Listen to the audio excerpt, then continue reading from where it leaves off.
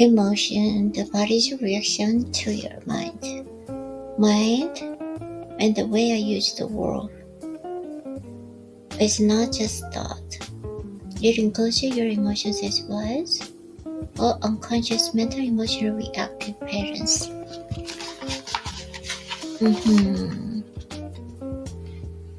Reactive patterns. Emotion arises at the place where mind and body meet. It is the body's reaction to your mind, or you might say, a reflection of your mind and the body. For example, an attack thought or a hostile thought will create a buildup of energy in the body that we call anger. The body is getting ready to fight. The thought that you are being threatened, physically or psychologically, causes the mind to contract, and this is the physical side of what we call fear. Research has shown that strong emotions even cause changes in the biochemistry of the body. These biochemical changes represent the physical or material aspect of the mind. Of course, you're not usually conscious of all your thought patterns, and it is often only through watching your emotions that you can bring them into awareness. The more you identify what you're thinking, your likes and dislikes,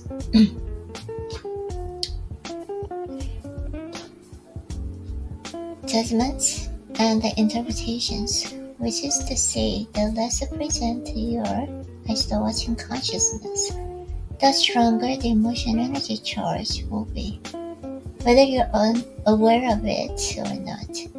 If you cannot feel your emotions, if you are not cut off from them, you will eventually experience them on a purely physical level as a physical problem or system. Symptoms, not system, okay? You say that an emotion is the mind's reflection in the body, but sometimes there is a conflict between the two.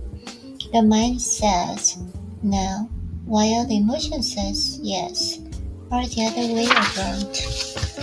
If you really want to know your mind, the body will always give you a truthful reaction. So look at the emotion, or rather feel it in your body. If there is an apparent conflict between them, the thought will be the lie. The emotion will be the truth.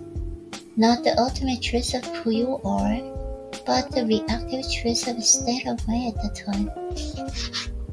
Conflict between surface thoughts and unconscious mental process is certainly common.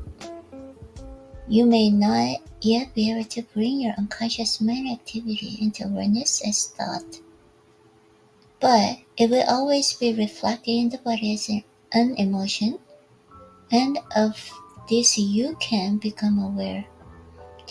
The only difference is that while your thought is in your head, an emotion has a strong physical component.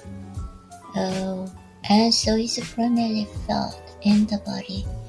You no longer are emotion, you are the watcher, the observing presence. If you practice this, all this is unconscious in you will be brought into the light of consciousness. So observing our emotions is as important as observing our thoughts. Yes, make it a habit. Ask yourself, what's going on inside me at this moment? That question will point you in the right direction, but don't analyze, just watch. Focus your attention within. Feel the energy of emotion. If there is no emotion present, take your attention more deeply into the inner energy field of your body. It is the doorway into it.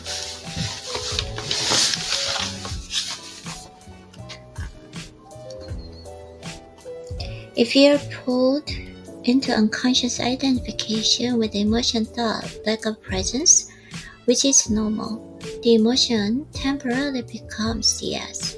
Often a vicious cycle builds up between your thinking and the emotion. They feed each other. By dwelling mentally on the situation, event, or person, That is the perceived cause of the emotion.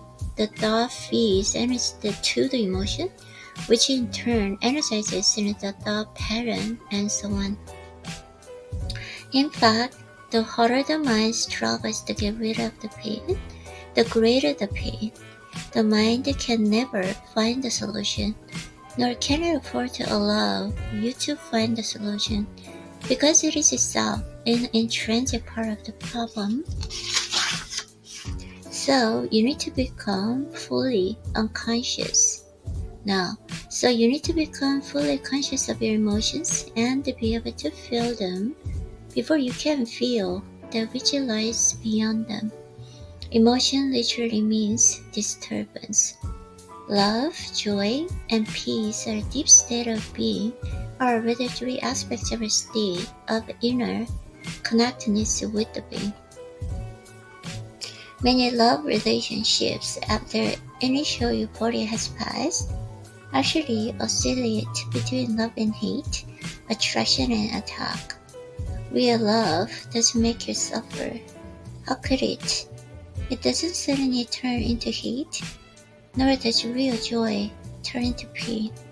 As I said, even before you are enlightened, before you have freed yourself from your mind, you may get glimpses of true joy, true love, or how the deep inner peace is still but violently alive. These are aspects of your true nature, which is usually obscured by the mind. Even when the sky is heavily overcast, the sun hasn't disappeared. It's still there on the other side of the clouds. Pain is inevitable as long as you are identified with your mind, which is to say, as long as you are unconscious, spiritually speaking. Resentment, hatred, self-pity, guilt, anger, depression, jealousy, and so on, even the slightest irritation, are all forms of pain.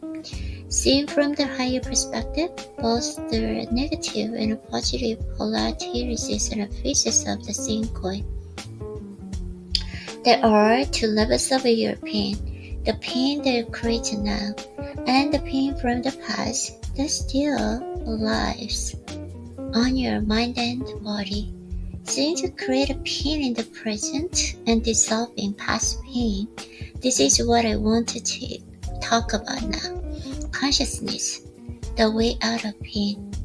The pain that you're creating now is always some from non-acceptance, some form of some form of unconscious resistance to what is. On the level of the resistance is some form of judgment. Okay.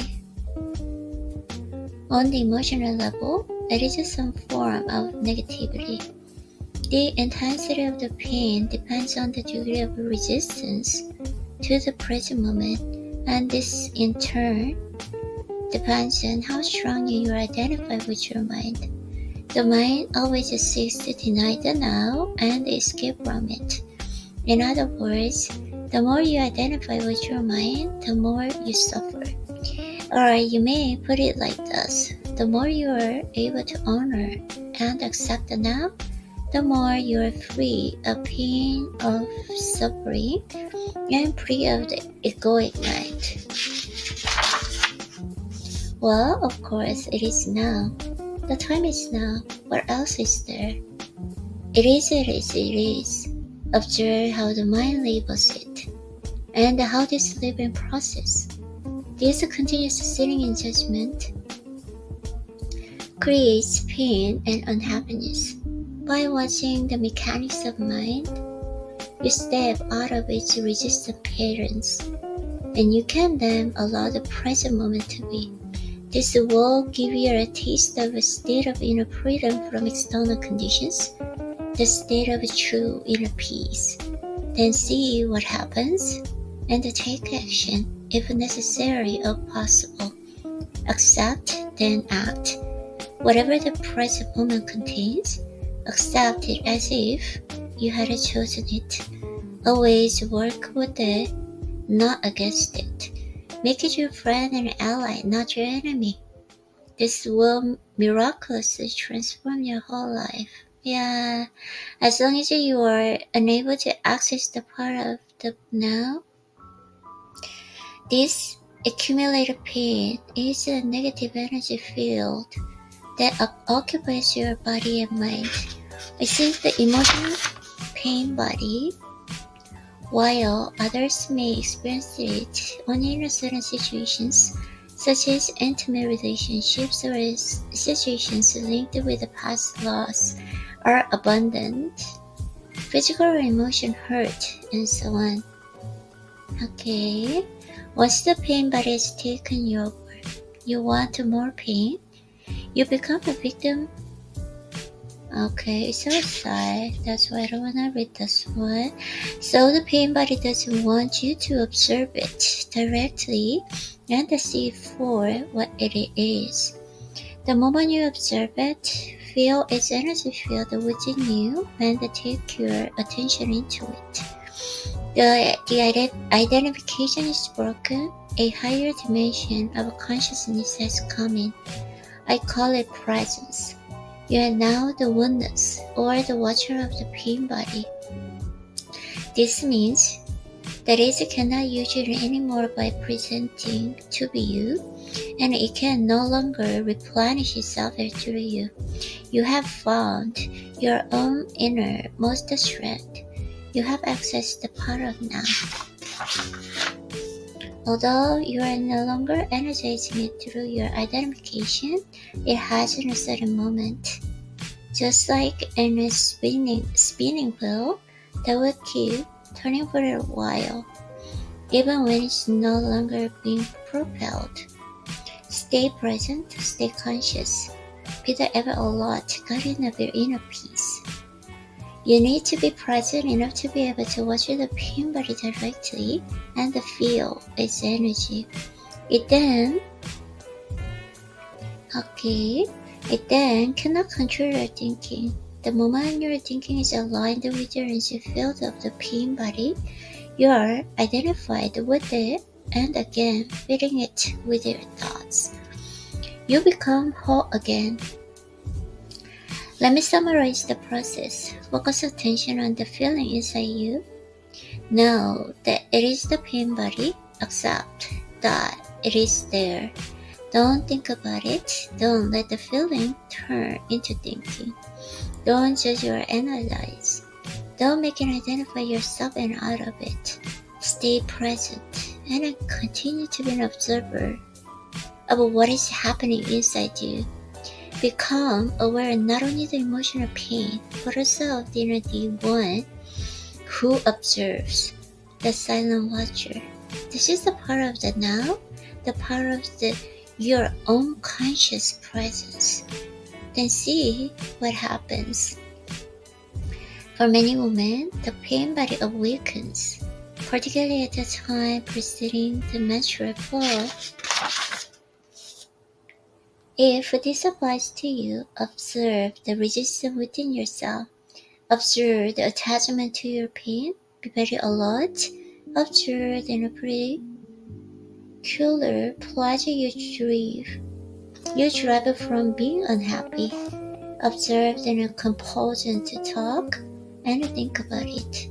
The resistance will cease if you make it conscious. You can then take your attention into your pain body, stay present as the witness, and so initiate its transmutation. Okay, focus everything, focus. Only 25 minutes, that's why it's about only 10 minutes more. Okay, focus. Only you can do this. Nobody can do it for you. Only I can do this. Nobody can do it for me. You mentioned the fear as being part of your basic underlying emotional pain. How does fear arise? And why is there so much of it in the people's lives? And isn't a certain amount of fear just in a healthy self-protection? If I didn't have a fear of fire, I might put my hand in it and get burned. The reason why you don't put your hands in the fire is not because of fear, It's because you know that you will get burned.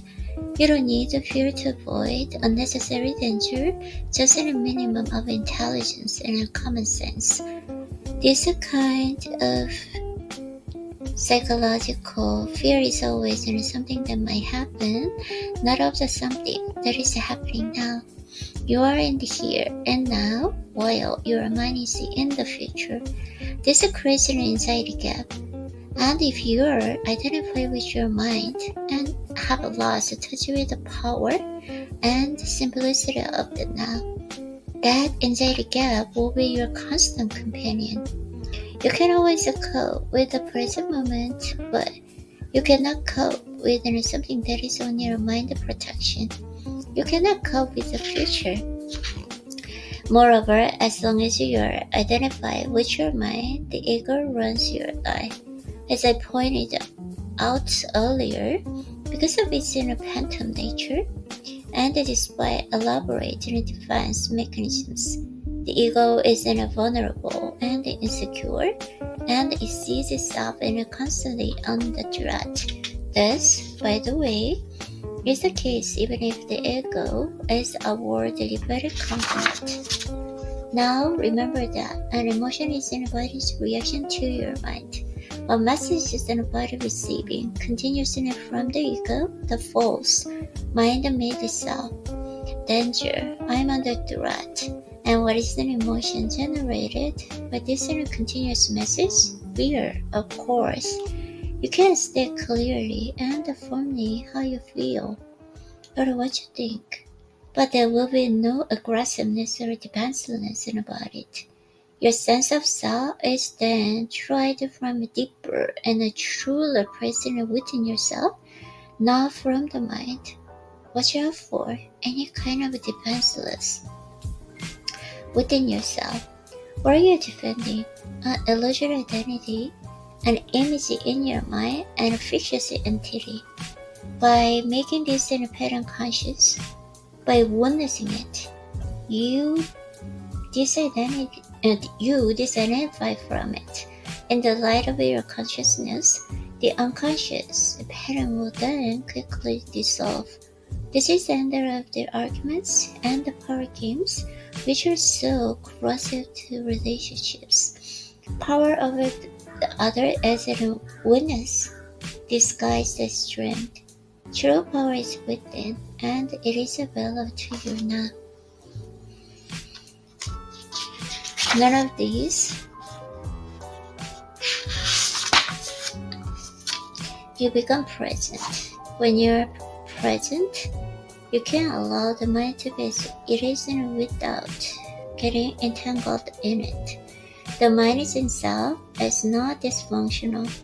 It is a wonderful tool. Dysfunction sets in when you seek yourself in it and mistake it for who you are. It then becomes an egoic mind and it takes over your whole life.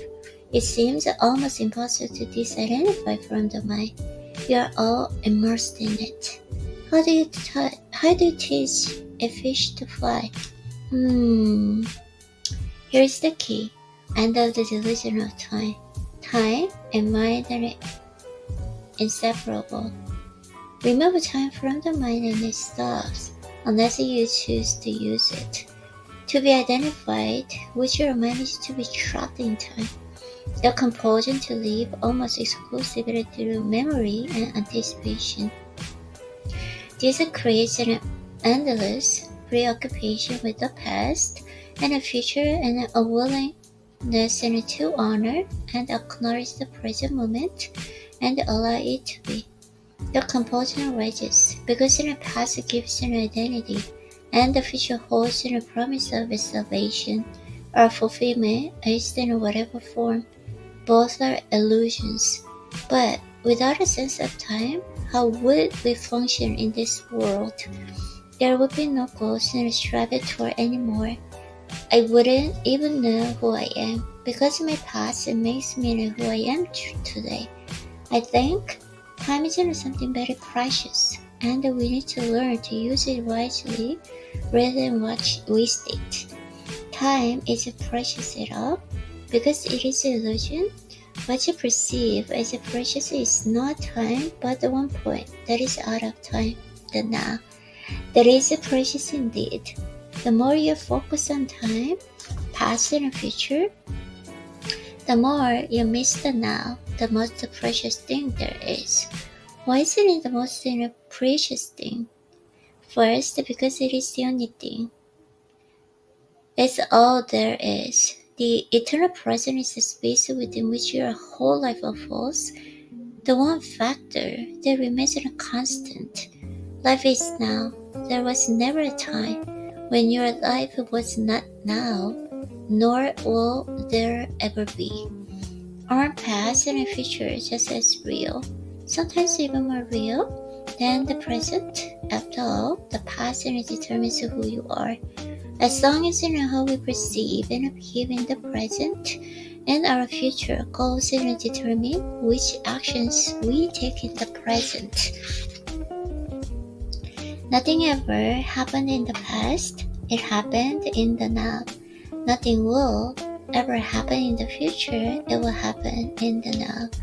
Past and future obviously have no reality of their own. Reality of the eternal present. Their realities borrowed from the now.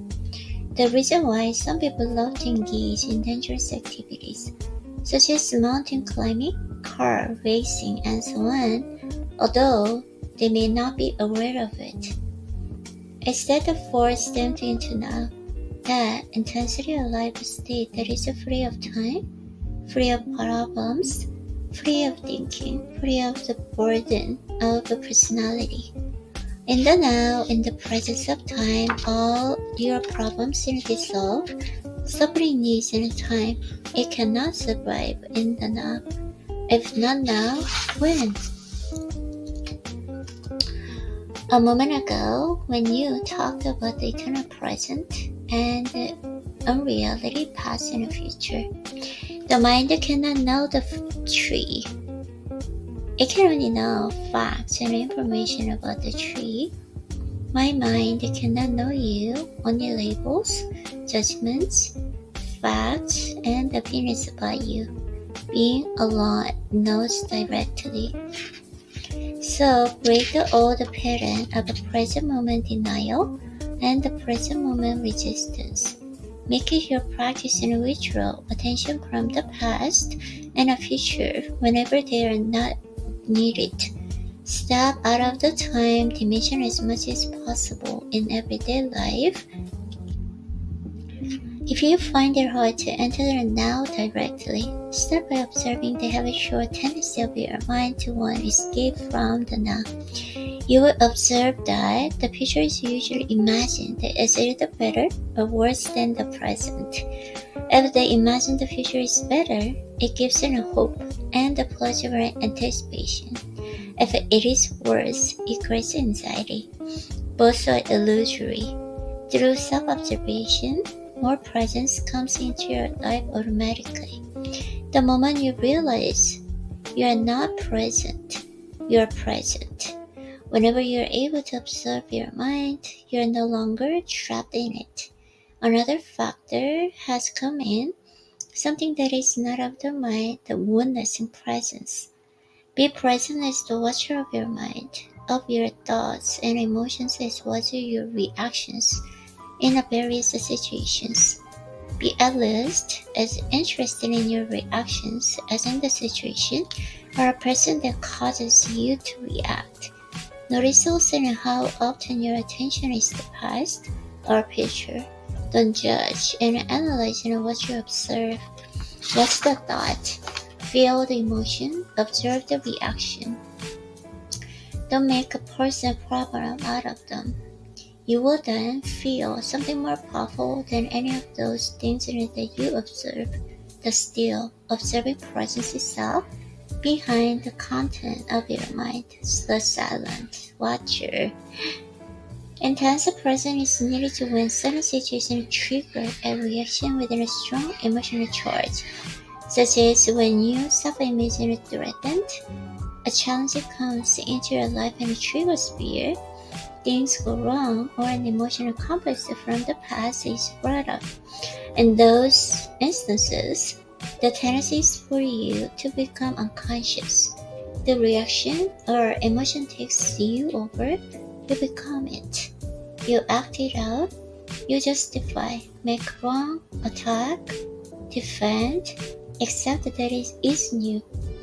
It is the reactive pattern. The mind is in a habitual survival mode. Identification with the mind gives it more energy. Observation of the mind withdraws energy from it. Identification with the mind creates more time. Observation of the mind opens up the dimension of the timeless. The energy that is withdrawn from the mind turns into presence.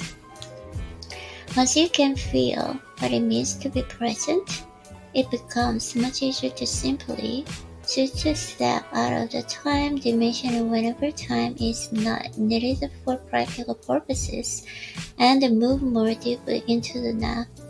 This does not impair your ability to use time, past or future, when you need to refer to it for practical matters, nor does it impair your ability to use your mind.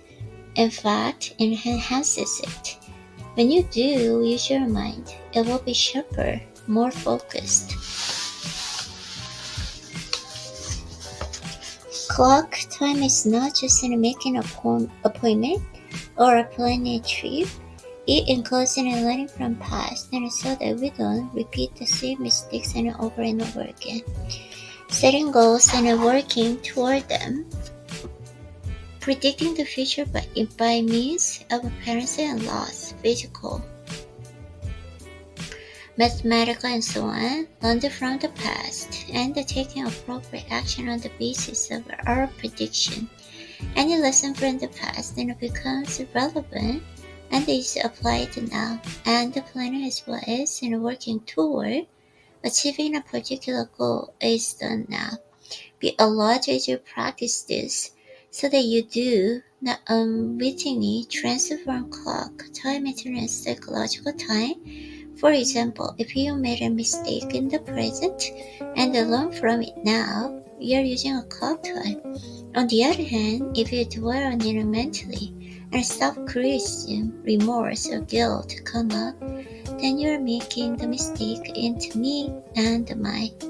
You making a part of your sense of self, and it has become psychological time, which is always linked to a false sense of identity. Non-forgiveness necessarily implies a heavy burden of a psychological time. If you set yourself a goal and work toward it, you are using clock time.